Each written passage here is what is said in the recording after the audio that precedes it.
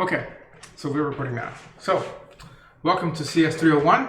So, this class is called Social Implications of Computer Technology, as you can see by the syllabus up there. And normally I have a green screen, but since it's summer, it gets really hot with it. And I'd rather not have the AC full blast, because even then it gets pretty hot. So, there is no green screen behind me right now. So, if you've seen in my other videos on my YouTube channel, yeah, they have the green screen, but here they don't. Oh, by the way, actually, hold on. Let me bring the microphone closer. So, okay, is that better? Probably better, right? But you can write in the chat, and that will not appear on the video. So, yeah, if you don't want your voice to appear. So, okay. So normally this class is taught by Dr. Miguel, but he has been away for quite a while. He was going to come back this semester, but turned out that he didn't end up doing this class. So I'm back to teaching it last second, but that's okay because I taught it for the last 2 semesters for the same reason, basically. So we have all the material set up. So the way the class is going to work is you are basically going to be following Canvas, and I should probably open up Canvas in a minute here so you can see what that looks like. Basically you have videos that you're going to watch, and then after watching those videos, then you are going to sometimes be writing a discussion post. And that discussion post, the way that it works is you basically submit, because I don't want to make them public. Well, I mean, I want to make them public, but I want to put you on the spot for your opinions. And so you're going to submit it as an assignment, and then basically the TA is going to go ahead and look at that. And then he's going to anonymize it by removing your name and everything and making it all the same font and whatever. And then just like posting after a couple of days a massive PDF with all of these submission posts, so that you can read out others' opinions and others can read your opinion as well.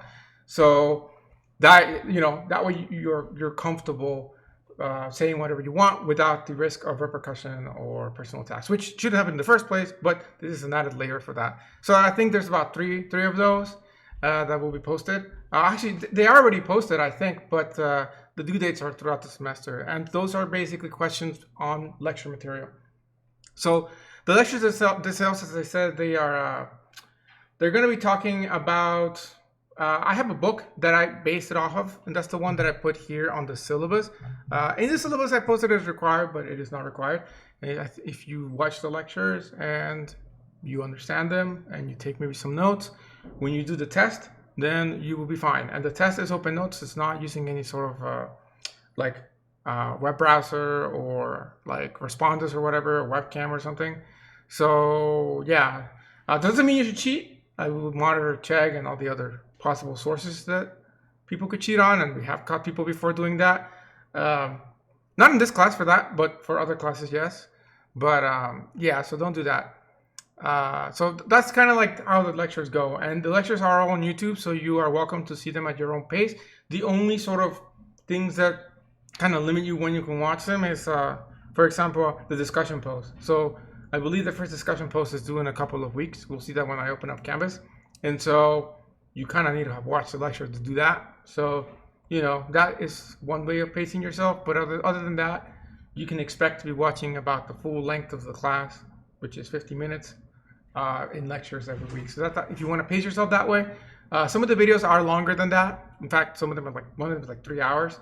You can watch them in parts, so you can watch 1 hour now and then 1 hour later and so on, like next week. Or you can just, binge one video 3 hours, and then you don't have to worry for the next 3 weeks of doing class material so that you're still up to date per se. Okay, so that is the advantage. This is a 1 credit course at the end of the day. So you're only doing those discussion posts, you're watching the lecture videos, and then you have one assignment that is big. And then you have the test as well. The test is not like a final exam, because technically the first part of the class is the lectures and then the rest is the presentation. So I do give you a chance to take the entire time, but if you were taking this in person, normally how this class would run is like the first 2 months would be class time, and then the rest would literally be all student presentations, which can be fun because you watch presentations. It can also be boring because you're watching presentations. But yeah, so in this case I said, okay, let's give him more time to do the test. Let's put the test closer to the end, and then give him more time to watch the lectures. Since you're not really watching anybody else's presentations. So that, there's that advantage, I suppose, to having it online and the synchronous. Here's a schedule of how things will go and what chapters it is if you do happen to get the book. Again, I put it here as required just because of copyright and whatnot, but because I am taking content from the book for the presentations. I know some of that stuff I do come up with and looked up myself, and I put a lot of references, but a lot of it does come from the book. Make no mistake, I am using knowledge from the book. I don't just randomly spurt out court cases that I happen to remember. Some of them I do, but other ones, like, it's because they were on the book. So yeah, that's why I put that there. So this is the topic list. As you can see, some of these are potentially edgy in the sense that they can cause controversy and things like that. And that's one of the disclaimers I have on the course and on the syllabus, that this course can elicit some strong responses to certain topics. So let us all kind of keep that in mind to make sure that we don't intentionally offend anyone. There's probably going to be people that accidentally offend people in the discussions and whatnot, but let's try not to do that to the best of our abilities, of course. We're all in this together, kind of thing. So yeah, but and then there are going to be some things in the discussions in the lectures that you might not agree with. That's okay. That's the whole point of being a human, is that you can have your own opinion and disagree with people and agree with others. So you have that freedom, right? So that's a very powerful thing, and we're going to put that here to the test. So that's kind of like how the class goes. As I said, there is, I think, 3 discussion posts. I put 3 to 6 in the syllabus because I like to cover myself in case I want to add anything else. There's also an ABIT one that's kind of like a discussion post. And then that brings us to the big thing. So you will see here that 50% of the grade is going to be based on a presentation and term paper. Okay? And then, of course, you have the test that I was talking about. So that presentation is going to be the big chunk of your time into the class, other than lectures, because the discussion post should take you like very little time to do them. You watch the lecture and you sort of reflect when you're writing the discussion post. You're not particularly doing some massive research and doing massive things for that. It's more of like a way for me to make sure that you're still watching the lectures and that you're critically engaged with them, critical analyze and everything. So the big thing is the presentation. So this class has a couple of objectives, as we saw up here, and some of those objectives are indeed about ethics and professional responsibilities and judgments and things like that. But another big part of this, and this is why this is a prerequisite, is that this class is supposed to teach you how to do public speaking and how to do presentations that are more technical based. And so that is something that the powers that be decided that this should be a part of this course. And we have something called ABIT accreditation, which is something that makes your degree actually valuable in the eyes of other universities and other places and workplaces. And so basically ABIT comes and says, okay, is this like a legit CS degree? And they have a checklist of things they want to have, and they do audits every couple of years. And that's why we are doing an ABIT test at the end of this, because that's part of the stuff that they keep. And so one of the things that we're supposed to do in this class is to have that communication aspect. So that is why in the ethics class, there is this presentation thing that's it is related, but it's unrelated at the same time. That just happens to be the class that requirement as a degree was thrown in. So what does that entail? Okay, this is kind of what it should look like for your discussion post, but it's about a page long, double space, basically, or single space, either or. I guess as long as you get your point across, it doesn't matter the length in terms of the discussion post. But for the term paper, there are some somewhat strict requirements. First of all is that you are going to be writing that in LaTeX. LaTeX is a language, kind of like a markup. I guess it's technically a markup language like HTML. And that is very powerful. You can make some beautiful things. I did my PhD dissertation in that, and whenever I write an academic paper, I do it in that. And it does, because it's a markup language. It's like you're learning HTML, so it has a learning curve, and you have to learn some commands and things like that. So expect to spend some time on that. I do have a video on Canvas that I didn't make, but that has like a really good crash course, but it's really intense. You're gonna have to like pause every 5 seconds in the video. It's like 40 minutes long, but it covers like anything you need to know. There's also Overleaf that I've heard people use. You're welcome to use it as well. You just have to communicate with the TA to make sure that she's able to grade it. The TA, by the way, I don't think she's here.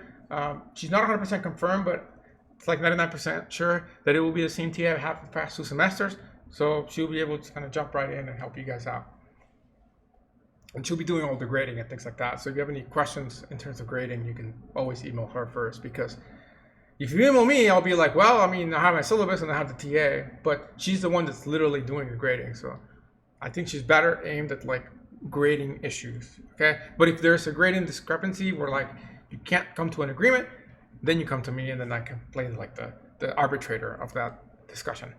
So anyways, so again, you will be doing this in LaTeX, and what LaTeX does is it generates a PDF, but you will be turning in both the source code and the PDF. So the LaTeX source and then the PDF, okay? And that is going to look more like an academic paper. So if any of you are planning on doing grad school or just doing research in general, most of the time you want to present your research in the journals or in conferences. And what you do is you write basically a paper on a topic, and then you adhere to the requirements that the presentation has, or the journal has, which are things like formatting, on layout, and things like that. And LaTeX is very nice about that, because it allows you to very quickly modify. So like, you know, if you get rejected from a journal and you want to submit it somewhere else, it's very easy to do that. You just even if you use a completely different format, it's like you change one line of code and bam, everything is good to go. So that's kind of the power of LaTeX. And so we want to, you know, this class is one way of training you for that. If you're not going to do that, then it's still good to know, because it's good to be able to write good reports and papers, even if you ever need to do something in like a workplace industry or something like that. So that's the reason why we're doing that, not just for fun. Although LaTeX can be fun once you learn it. When you're learning it, it's not fun. I'm not going to lie to you. Some things are just like, oof, why am I doing this kind of thing? But you know, it's like anything else. There's a learning curve. But once you're there, then you're good to go. Okay? The paper is going to be based on a topic that you get to decide. The best way to figure out, and of course you can ask me for the topics. That's actually a better question for me than the TA if you're not sure what topic to do. But if you look at the title of the course, it's called Social Implications of Computer Technology, right? And I have an example, by the way, on Canvas of somebody's paper that they graciously allowed me to share with you. Please don't bother them or ask them questions about it. I don't want them to be distracted. They are doing their own classes. Ask me questions about it, okay? But the example is there so you all can see it. In fact, they have both the LaTeX source code so you can see what that code looks like, and then you have the PDF. So the class is called Social Implications of Computer Technology. Your paper basically should have a, you know, if you're thinking like what the title of my paper is, it should be something and then implications of computer technology and social. So for example, let's say you're doing like social media, okay? So social media, you know, what are the social implications of computer technology of social media? Or what are the social implications of computer technology for elections? Somebody did a paper on that. What are the social implications of computer technology for mailboxes? I think that was one of them that what they did. And so that's kind of what your paper is. Your paper is exploring one of these topics. In fact, when you're looking at the topics here, some of these could actually be good topics for papers. Like if you want to do something on crime, if you want to do something on freedom of speech, and then what you do is you're basically doing a research. It's called a survey paper. So what that means is you go out there and you read other academic papers. You should mostly base your sources on academic papers, not really a lot of like newspapers or things that are not like primary sources. And so you're reading information about what others have said, you're compiling that, and then you're creating your own discussion on that. You're like your opinion, like, okay, I've read this, and this pro, this and this con kind of thing. And then this is my analysis of that, and here's my discussion of that, and my conclusion, okay? So that's what the paper is about. There is no stipulated length on here, but I expect you to cover all of these things. And again, you can look at the example for that. The reason why is because like some of the templates are like double columned. So like one page in the double column template is like 3 pages in like a single column template, just because of the way the columns work. So, you know, for me to say like, oh, you have a 3-page limit or not like a 3-page minimum, then somebody's doing that in like double column, that's like a massive paper versus like single column where it's like, whatever, you just kind of got started on it. So that's why there's no specific limitation on the minimum or the maximum. Although there are over 100 of you that TA is going to be reading and grading, especially with the presentations. So don't write more than you have to. Don't, you know, start doing things the way you should, which is like write purposefully. Have every sentence in your paper be there for a reason. Don't fluff it. Fluffing is cool when you're in high school and you're just trying to reach your minimum because you don't have enough information on the topic. That's cool. But you do that to like a real paper, or you do that to your boss in the workplace, and they're gonna fire you or not accept your paper. So you want to be short and consistent. Okay, you want to get everything out there in the least amount of reading possible. Okay, and we will hold you up to that when we are grading your papers. Okay. The other place where that is really important is once you do the paper, you're going to do a presentation of your paper as a video recording that you're going to post on YouTube or Google Drive, and then send us a link so that we can watch it. You have a hard limit here between 8 to 10 minutes. I would rather you do it at 8 minutes, but the 10-minute is the hard limit. We will not accept a video that is longer than 10 minutes. Now, a lot of you right now, day one, you're like, I wish it was 2 minutes long. But no, trust me, like over half of the people in previous semesters are having a hard time keeping it under the 10-minute limit. And again, I said there's over 100 students. Multiply that times 10. If everybody did the 10-minute limit, we're talking about 1,000 minutes of video that we have to watch at the end of the semester, while your TA is also, well, the TA is the one that's watching it. So the TA has to watch that while they're also worrying about their own final exams. So how many hours is that? It's a lot of hours. Let's see, 600 minutes would be 10 hours. So it's somewhere around like 17 hours worth of video, just nonstop. If I sat here like binging all of your videos for one day, like basically the entire time I'm awake, I would just be watching videos, which of course is impossible. Like it's too much information. So really, I'd rather you do the 8-minute mark. But again, 10 minutes will be that hard limit. Edit the videos you have to, do whatever you have to, but do not go over that limit. At this point, I think we will just reject your video and give you a 0 if you go over 10 minutes, because it's just too much. So yes, okay. So in mind, maybe make yourself a mental limit to do the 8-minute mark. But if you go over the 9, you'd be like, okay. But if you get close to 10, that's when you'd be like, okay, let me do this again. Okay. I know this seems like a lot of time, but I'm telling you, it's not. Like you will be hard pressed to keep it under the 10-minute mark if you don't plan ahead of time before you start speaking. Okay. It's like if I needed to do this in 10 minutes, I would really have to like this presentation I'm doing right now, like give me the syllabus. If I have to do this in 10 minutes, I'd really have to like mark exactly what I'm going to say, because otherwise I will have wasted time and not hit it. So, okay, I guess it should be obvious, but apparently it wasn't last semester to someone. Do not cheat on this. You're able to cite things, you're able to quote things. So if you find a paper that has a really good quote, something that they're saying that's really good, you can quote it. Yes, you can edit the video. That's a good question. So somebody asked in the chat, can we edit video? And the answer is absolutely. I have some examples on YouTube of presentations I've done at conferences where I do also edit my video to keep it short. So yes, you can edit. Like, I'll be the first one to recognize that when I'm speaking, I do a lot of pauses in my speech or like filler words.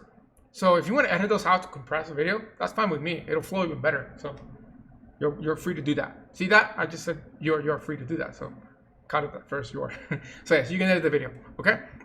So yeah. So collaborations. So again, do not plagiarize. Okay. I had somebody flat out take a paper from an academic, like a professor. Somebody wrote a conference paper or journal paper. They published it like 10 years ago. Somebody like took out like 80% verbatim plagiarizing from that. Okay. And like when you turn in your papers, I have a thing for turnitin.com that like tells you the similarity index. Like the similarity index for this guy was like 80%. Okay. They submitted it. They claimed that, oh no, I didn't cheat. This is lies. I had the paper side by side. Sent it to academic misconduct. The person is no longer in the CS department. Not just failed the class, but not longer in the entire CS department. So I don't want to have to do that again. It sucks. Not just for the paperwork part, but like just it sucks having to like ruin somebody's life basically. So please don't make me do that. Don't plagiarize. There's absolutely no reason why to plagiarize. If you find something really good on a different paper, quote it. Put a reference at the bottom. You know, as someone that's already doing papers and publications, because it's part of my job, like it's awesome when somebody cites you. Like that's actually a metric that people use to decide how successful you are in research. If you have a lot of citations, that means that like your research is relevant, and so it's a good thing. So like I love it when people cite me. Like even if they take like a really piece of text that I work really hard on and they just copy and paste it into the thing and just put some quotes and call it a day, that's fine. Like that's a citation for me. And like if that person is like some respectable researcher, that's even better, because like wow, I'm like, okay, this person cited my work kind of thing. And so that's a really good thing. So So citing is a good thing for both parties. It helps you and it helps them at recognition. So in your case, of course, you're not probably attending these two conferences, but it's still really, really good. And I highly, highly, highly encourage you to cite other work, okay? But do not plagiarize. Always cite your sources and do it correctly. You know, if you make sure you're very clear about what is yours and what is somebody else's, okay? There isn't particularly a hard limit in how much of your paper should be like quoted content, but most people say it should be less than half.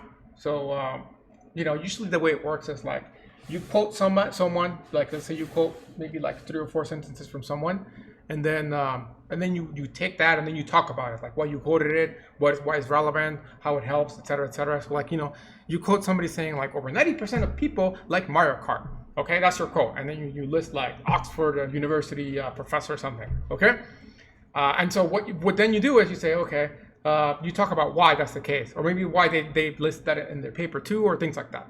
So, you know, it becomes, that's the survey part. You know, you're taking information from somebody else, you're discussing it in your context, and you move on to somebody else, and so on. And eventually you draw a conclusion about, okay, you know, after reading what the Oxford guy said versus like the Berkeley guy versus like Stanford and MIT, then this is my conclusion. Okay, that's perfectly fine. But again, you're citing your sources, which is then, you know, avoiding that plagiarism death trap. Okay, so however, there is some collaboration that you can do, and that is in the form of working with a teammate. So you don't have to put the whole weight of writing this paper on your own. Just like you would when you're writing real papers, you typically work in parts of a team. There are some solo papers, but the majority of the time you're working as part of a team. And again, one of the big things of this course is communication, and that in a way is also one-to-one communication with a teammate. And so this is a good practice for you for that. So I do encourage you to get a partner to work on these assignments. Sorry, not on this assignment, not on the discussions. Those are really simple. You shouldn't need help. So you work on those solo. But the paper, yes, and the presentation as well. For the presentation, if you decide to work with partners, I do want you to split up the presentation. So like, I don't want just one of you to do the presentation. But like, if it's an 8-minute presentation, do like 4 minutes and 4 minutes. Those are not hard limits. But I don't want like 1 minute one person and 7 the other one. You know, that's kind of a little bit too extreme. I would like to see both of you, because at the end of the day, I have to give you both a grade, and for the speech component of the course. So I need to see you speak. So for the presentation, if you do work, for the paper and presentation, if you do work with a partner, there is one extra thing you have to do, and that is like a one-page report of what each person did. So basically, you know, you can say like, okay, this person researched this person researched that, this person wrote these sections of the paper, this person wrote these sections of the papers. The reason I make you do that is because I would like to see accountability of what each partner did, so that I can then grade you based on what you did and not what somebody else did. I will have an overall grade as well, but I do want to critically grade your components without punishing somebody else. So if you did like a really bad conclusion section, but I know that you wrote the conclusion, not your partner, I'm not going to punish him, I'm going to punish you for that. Punish sounds mean, but you know what I mean. I'll be fair, but still. Okay? There is an ability to work in more than teams of 2. So you can do like teams of 3 and so on. But then I'm a little more critical about what you're doing, because I wanted to, if you have 3 people in a team, you can do a lot more than just like your average paper. So then I might be more stringent on the topic and how much I want to use this work. Because if I let you like 5 people do one paper, it comes to the point where like you're doing very little work.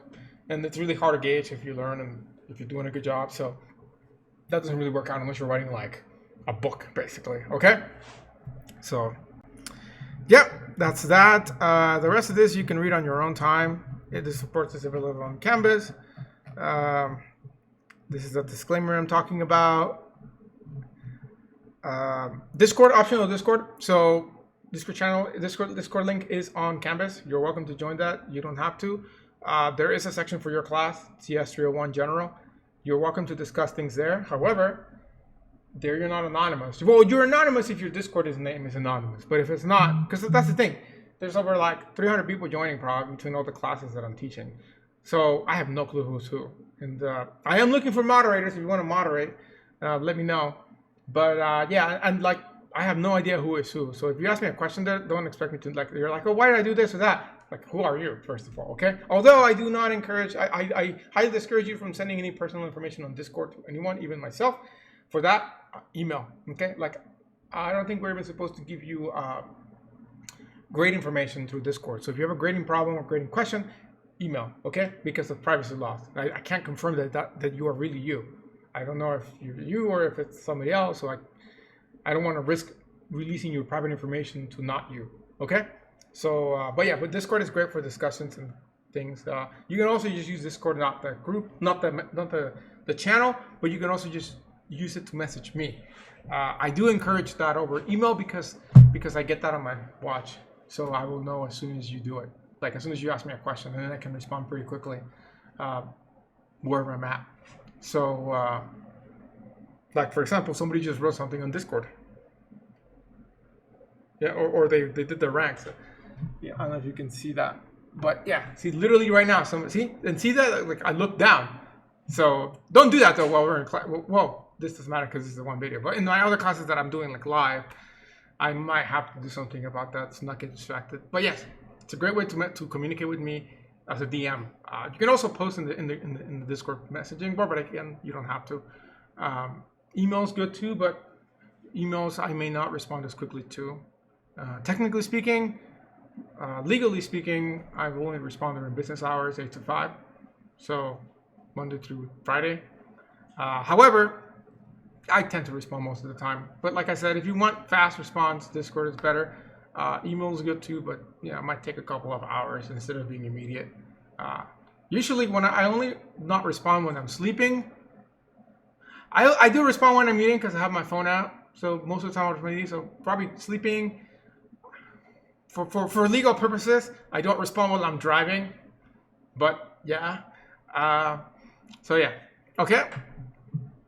So yeah, again, most of the things I don't expect a lot of questions from this class, but probably the best thing that you should do is message me your topic before you do it. You don't have to, you're not required to do that, but I highly encourage you because I don't want you to start working on something and then that's not it. Also, do not procrastinate this term paper thing, okay? They will not be extensions because we have a huge amount of them to grade. So those deadlines that you see on Canvas are fixed, okay? So do not procrastinate it. Pick your teams early, start working early, finish early. Don't worry about it later on. This is due literally like, the paper is due like the week of Thanksgiving. It's due like Black Friday or the Saturday after Black Friday. So I don't want you to be working on your Thanksgiving on this, okay? So finish it before or your Thanksgiving will be ruined. So please don't put yourself through that, okay? Because I know someone's gonna message me like, why are you making this due on Thanksgiving? That's just because we needed that much time to grade it. So, you know, I could make it do the week before, but that kind of punishes you because it's less time. So don't wait till last second. Although to be fair, I guess if you're doing the Black Friday thing, if you're sitting there online for like 2 days before, you could be working on the paper, but nah, don't do that though. Okay, and then please go ahead and sign and submit these on Canvas. This is your acknowledgement of what is basically on the syllabus and your expected behavior. Please be respectful to each and every other of you, both in any discussions you do on Discord, but also in the discussion posts that you do. Okay, again, everybody will see them. You should speak your mind, but be careful about it. Be careful. I'll just say that. Be careful about it. Okay. These are sensitive things that some people might get really triggered or offended by. So don't unnecessarily trigger someone, please. Okay. Let me show you Canvas for the last few minutes that we have here.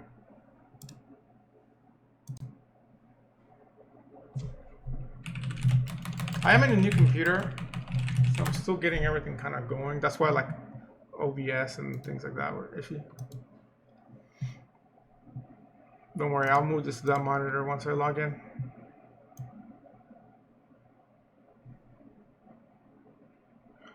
Okay, here we go.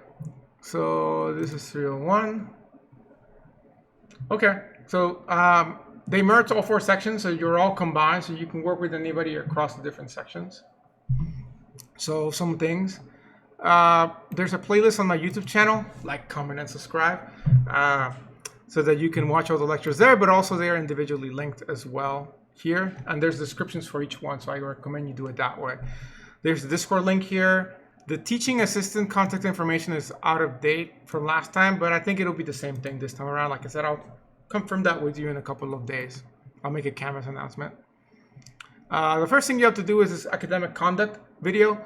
Watch a video, take a quiz. I believe you can take it up to 3 times and like the same questions. So if you get something wrong, please remember that so that when you take it again, you don't get it wrong. And if you don't get everything right after the 3rd time, then I have nothing else to say about that. So yeah, there is, I believe, one extra credit opportunity, which is to do the notes. So when you're watching the lectures, your notes, you can submit them at the end, and then I'll make them public in the future for others if you are interested in doing it, if they're good. Sometimes I accept them, but then I don't make them public because I'm like, we don't need that. But yeah, you can do that. I accept 2 or 3 people, the best ones. So if you're thinking about that, then make some nice notes. Historically, what I have seen is that people that write good notes tend to do good in the test because they can use their notes during the test in a much easier way than trying to like open up hours of YouTube videos to find some fact that you can't remember. And I don't try to make the test particularly obscure, but really the purpose of the test is to know if you watch the lectures. So there are sometimes things that like you kind of have to write down or you might forget, you know. So yeah, and the test is a mixture of, I believe it's half multiple choice, half like essays, like short answer essay. But again, that was last semester, so I could tweak that around. But it should be about the same. You know, if anything, I'll change the questions, but not the format. Here's the link to the LaTeX tutorial. So if you click on that, you can watch it. And this is a closed caption of that. By the way, this is really cool. But this class, we did everything closed captioned. So like, it's human-made closed captions. So it should be like top-tier closed captions. So if you can't understand what I'm saying, I encourage you to open up the closed captions and read that as well. Or if you, or if I say something that like you can't catch the spelling of, closed captions is really cool. So yeah, that's been there. And for the videos that are not mine, they do things like this where they like transcribe the video here. You know, we paid a lot of money for that, so might as well take advantage of it. So here's the submission links for the term paper and the video presentation. Here is a sample presentation that I was talking about, where you can see the PDF, you can see the contribution one, the one where each one listed what they did, and here's the source code. So you can use that as a starting point for your paper as well. That's not cheating for you to use that, because I mean you can download like a template and use a template in the paper. In fact, I list a couple of the templates here under formatting section. So you should start with the template. Do not try to write this from scratch in LaTeX. That's one way to get like stuck for hours and hours and not make progress. And then there's also the example of the video as well, which they added human-based closed captioning for as well. You don't have to do that, but you're welcome to do that, I guess, if you want. For example, this is the first lecture. So like each lecture will have a link to the video, and then it'll have some references that I talk about in the video so that you can read further if you would like to. You're not required to, but it's a good thing in case you're curious. Here's timestamps of that. Somebody already did this for extra credit one, so it's pretty cool. So you can quickly look up things, or if you want to refresh something before the test, you can do it that way. And then sometimes I write other things here like quotes and whatnot. And then of course you have this one, which is the discussion submission. So you have a question, and then you have it based on what video it is, and then you should answer it by submitting it that way. Okay? And that's pretty much how the course runs. This is that 8-bit one, and then that's the exam. Okay? The exam should not be public yet, so I'll hide that for now. But yeah, that's it. So now I'm going to stop the recording, and I'm going to, open up the floor for any questions, just so, I assume that some of you will have questions you might want to talk. So thank you for watching, though. For those of you that are on YouTube, you can reach me. I guess you could write a question in the comments below, but I'd rather you actually send me a message, because then otherwise I'll never get it. It takes me like months to read comments. So yeah, okay. All right, I am going to stop the recording, so I should be back in a second. But thanks for watching, everybody.